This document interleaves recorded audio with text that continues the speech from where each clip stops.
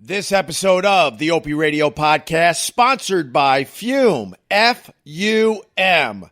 Fume is the #1 natural solution for kicking nicotine cravings. Use code OPIE, O-P-I-E, or click the link in the show notes to save 10% at fumeessential.com. That's F-U-M essential.com, fumeessential.com, and start creating positive habits. You got it? Good. Let's do this.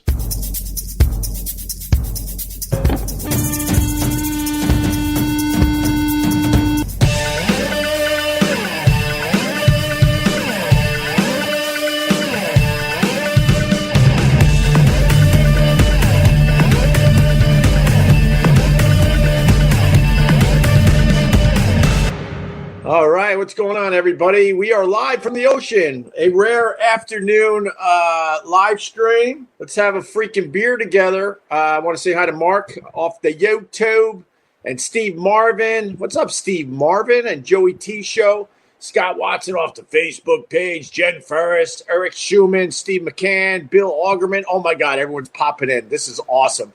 Graham Crawford, the fourth. Yo. I just talked to Graham Crawford the fourth in the private Facebook group. We have a new feature called Rooms. We're all hanging out and now video chatting with each other. And I talked to Richard in North Georgia, and I talked to Graham Crawford the fourth, also from Georgia, while I was walking my doggy today. So let's say hi to Dick Cox, everybody. What's up, Dick?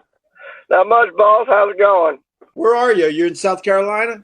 Yes, sir. I'm in the lovely town of Darlington. What the hell is where is Darlington, South Carolina, man? The best way I can describe it is it's where Highway 95 meets the start of I-20. It's right next to that. I got to tell the people out there that don't know, Dick Cox was with me the last time I saw Vic Henley alive. Yep. And boy, man, did we have a good time. And Jesus Christ, on that pod, he freaking skated death. I mean, he was hit by a car. He had got electrocuted in the week before. I was like, God, no. Well, I mean, some would say, I don't want to jump into his business because, you know. No, I know. But some would say that maybe the car accident or maybe the electrocution contributed to the passing of our pal Vic Henley. But we did that amazing podcast at Get Parts. You came up with the son of a peach beers and a whole bar that you fucking rolled into Get Parts. But I know. And then hold on, let me get Judd Jones on. Judd is all right. also going to join us. There he is. All right, boys. What's up? Hey. Dick Cox, best name in show business. Look at there. You got that voice. You belong in like I don't know, cartoons there, Judd Jones. It just hit me. Oh yeah, I'll take it. Whatever, anything, as long as it pays. You could be the new Burl Ives. Burl Ives. All right. Got that Burl Ives. All right, sure. Talk about a miracle. Narrator for a holiday animation, Judd Jones as Burl Ives. Absolutely. Good to see you, Dick. You doing all right there, boy? Oh, yeah, I'm making it, boss. How about y'all? Oh, man, no complaints. I started this early. Wouldn't do any good anyway. I started it early because Dick Cox is on his way to his brother's rehearsal dinner. Yeah, I'm outside the church right now. We're going to see the church that Dick Cox is, or he just... Or maybe not. Oh, wait. No, that blocked me out. I'm trying to figure out how to switch the technology. I could fix $1 million military equipment, but this is blowing my mind. All right, here we go. All right. There's the church. Oh, shit. Some evil goes down in that church. Oh. There's some evil going down. My father and my brother are getting married in the same church. What? My father got married here to my stepmother, which is actually my brother's mother. You know, typical Southern connection. Gotcha. I hear you. My niece's cousin's nephew. What does that make us? Absolutely nothing. Nothing. Right. Yeah, right. Judd Jones was also there the last time we saw Vic Henley alive, or the last time I saw Vic Henley alive. You saw him after that, but after that amazing podcast, we were going to Ribbon to have some of that fine fried chicken that Vic Henley used to love. Yeah, and me and Vic didn't quite make it. That was my fault because he said he specifically instructed, like, don't do this. I'm like, yeah. What, this? Just pour a little bit more. With that Jameson? Yeah. Yeah. Then Opie's cussing, you and your brown liquor, you fuck. Brown liquor. you have a heavy pour, though, Dick Cox. You got I do. Pour. I'm a heavy set guy. It's the fingers. And I got to defend Judge Jones. Judge Jones was going to make it for the fried chicken. You were going to make it.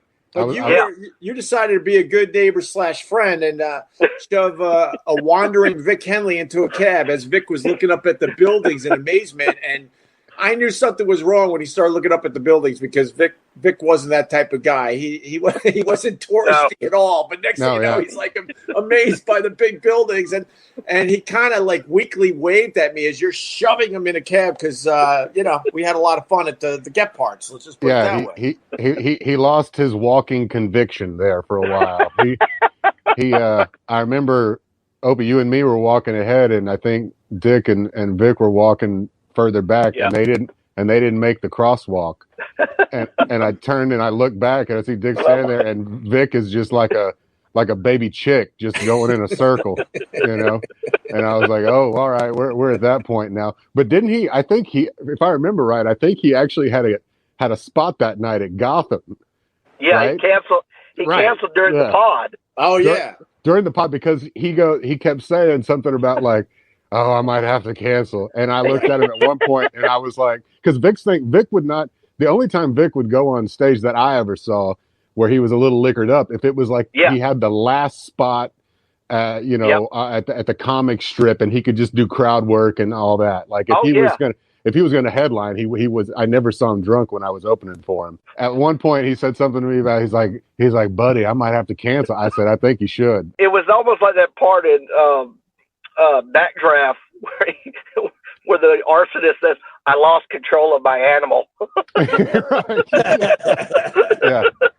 He definitely did. Yeah. Boy, that was a fun time, man. That was a really good time. When he decided to cancel, do you remember, did anyone else hear the phone call? I remember hearing a little bit of it. He said he was stuck in traffic. Thank you. It's hilarious because we went too long at Get Parts where the regular crowd was coming in. And it was so noisy and shit. It sounds like a bar. And I knew Vic Henley was shot because, Vic Henley was incredibly smart. And he would have been aware, like, oh, this might not be the best place to do this. Maybe I should walk outside or something. But he's like, yeah, I'm stuck in traffic. And you hear, like, bang on the drum all day by Todd Rundgren or something. And people are just screaming and yelling and singing and fucking ordering beers. Yeah. I go, Vic, they're not going to believe you. He goes, so? He didn't care. He didn't care. There's a mega bus beside me. I'll be there later. Yeah, right. Yeah. He didn't care. He'd get the spot the next week. He wasn't worried about it. Unbelievable. So people are in the chat, they're like, who the hell is Dick Cox? He's a legend. He's a legend. He's just a friend, man. That's the beauty of this. I don't give a fuck who pops on with us. No offense to Dick Cox, but, No, I know. How do you explain yourself to these people? I mean, you were a huge fan of the Opie and Anthony show, then a huge fan of the other shows that did after that. And you're a military guy. You got some crazy-ass fucking war stories. He's a four-tour veteran. Yeah, no shit, man. Yeah. It's the real deal. And he travels with a bar. Right. Yeah. Nice. No, I mean, like, I guess what it was I was a fan for you, like, way back in the days where you put the cassette in and hit record. I was at a boarding school on Long Island in St. James back then when you were on, like, I think it was WBAB. Oh, my God. I forgot that you listened to me on WBAB, the Nighttime Attitude, here on Long Island. Yeah. But then I caught you, like, when I was out in California, I had some of the first XM stuff.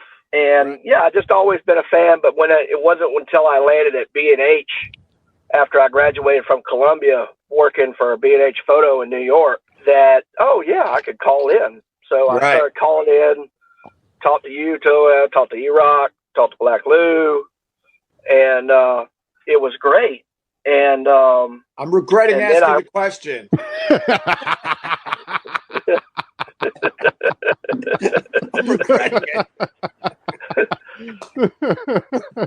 Yeah. But I think I met E-Rock at a party one time, and I made him a drink, and he said, "You ought to come on the show and do this." So I got invited, and that turned out to be the last one because of Paul.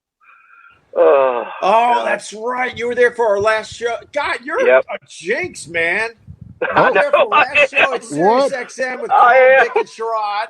I'm sorry. You were there for the last time I ever saw Vic Henley alive, you son of a bitch. Oh, this was a terrible idea. This was a terrible. Jesus Christ. This is now where I'm going to sign off and say, I'm sorry. I have to spend this time with my family. Yeah. I got the hiccups. Good stuff, man. Very good stuff. Did your parents have a sense of humor to name you Dick with the last name Cox? I know it's a hack question, but I think you have the most amazing, ridiculous name I've ever come across. And I thought when I catched the that you ever come across? The Kuntzes. For Richard and Anita Kuntz, Kuntz, and we mispronounced it all the time. And her name was Anita, and his was Dick. And I thought that was bad. You told Alex Gardacelli and Guy Fieri that he was like, it was not Anita. I'm a junior, which means I'm named for my father. So affectionately throughout circles of my family, I'm known as Little Dick. So. You know, I was going to say Little Dick, right? All right. I like that. I was supposed to be Frederick Wilford Hughes III.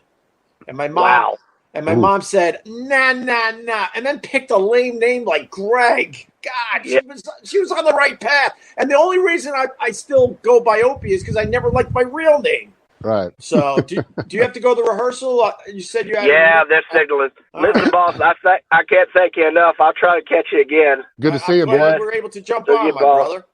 All right. Y'all have fun. Awesome. I love that guy. He supports everything I do. By the way, I just want to say I put the link in the private Facebook group if anybody wants to join us. It's right there. You click and you're on camera with me and Judd Jones. Oh, wow. All right. Well, I've got a little bit of bad news. You know, I'm drinking the Jack and water as usual, but you notice the cup. I broke the Golden Girls glass. You did. That is breaking news. I broke it. I dropped it straight on the floor. It's a thin fucking little glass, but yeah, it broke. It broke yesterday. I was pretty upset about it. So that's not good. Yeah. You know how many people bought Golden Girls mugs and glasses because of you, and we're showing them off on the Facebook page? I think I can go get another. I even thought about it earlier. I'm gonna go get another one because well, shit. If that becomes a trend, I'm on the cusp. Oh hell yeah, man! God damn. We got Mason wants to check in. Mason, what's going on, brother? Hey, man, how's it going? Mason helps me out with some things, and he's down there in Austin, Texas, actually, Judge Jones. Austin, Texas. All right, did you keep your power on, or do you have to deal with all that? Oh, no, we lost it for about a week. Oh, yeah. Power, water. Man. We have a generator for about 2 days, but that ran out. That was all sorts of fun. Did your fish tank freeze over, or did you have icicles hanging from your ceiling fan? How bad did it get in your house, Mason? That was like Houston area. They got all that on ceiling fan icicles and things like that. Not upset that I wasn't down there when all that was happening. Although my parents, my parents are in their 70s. They stayed the whole time. They had power, luckily, but had no water. But right. And we had some property right outside of town, a little fishing spot, and my dad would go out there with a few buckets and fill up so they could flush the toilet. So between that and they got water from my uncle lived out in the country. He's got well water, so they filled up the water out there. They were set, man. They were no problem. Did they get vaccinated? Nice. My dad's got both of his shots. My mom's got her first one. She's got her second one, I think, next week. So that's got to make you happy. I'm glad because hell, man, I haven't seen them since not this past November, but November before that. So once they get vaccinated and all that, I'm going to head down there maybe in May, I think. Well, hell, I haven't seen my mom in 3.5 years. Oh, Jesus. Well, that's a whole different story. Well, no, I just figured. Is that because of the vaccination, though? I figured the coronavirus was on its way, and I just wanted to, get ahead of it. There's some dark shit for you. Mm-hmm. Right. But now I got an excuse because, you're not allowed in the homes and stuff. So now I'm good. So she's only going to question the first 2.5 years. Right.